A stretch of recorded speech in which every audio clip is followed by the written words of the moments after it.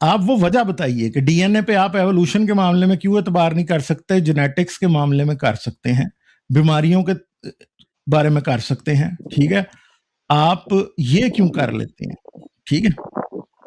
آپ ریپ کے معاملے میں کیوں کر لیں گے اس پہ اعتبار؟ اور آپ کو ذرا بھی شک نہیں ہوگا کہ آپ کو پتا ہے نا جو بچی زینب کا ریپ ہوا تھا اس کے معاملے میں، جب اس عمران جو نقابت کرنے والا تھا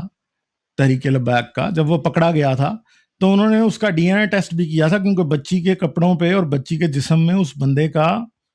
سپرم اور اس کا سیمن موجود تھا، ٹھیک ہے، تو انہوں نے کر لیا تھا اس سے ٹیسٹ اور وہ پکڑا گیا تھا اسی بیسس پہ، کنفرم اس بیسس پہ کیا تھا، شک ان کو کئی لوگوں پہ تھا۔ اب آپ مجھے یہ بتائیں کہ آپ اس بارے میں کیوں اعتبار کر لیتے ہیں؟ مجھے صرف ریزن چاہیے اعتبار ایک معاملے میں کرنے کی اور دوسرے میں نہ کرنے کی۔ کیونکہ خدا کو آپ ایک انسان کو پھانسی دے دیتے ہیں ڈی این اے کی بیس پہ، عمران کو پھانسی ہو گئی ڈی این اے کی بیس پہ، یعنی آپ ڈی این اے پہ ایسے پتھر کی لکیر کی طرح اعتبار کرتے ہیں کہ آپ ایک انسان کو لٹکانے سے بھی نہیں ڈرتے ہیں۔ تو ڈاکٹر صاحب کیوں نہیں ڈرتے؟ یہ مجھے بتائیں نا آپ، یہ آپ جیسے ڈاکٹروں نے یہ ڈسکور کیا تھا اور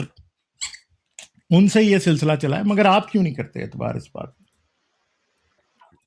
کیونکہ خدا کو ضرورت نہیں ہے مینڈک سے انسان بنانے کی۔ دیکھیں یہ خدا جو ہے نا وہ کوئی، میرے لیے آپ کا خدا کوئی دلیل نہیں ہے، معذرت کے ساتھ میں آپ سے پہلے بھی کئی بار عرض کر چکا ہوں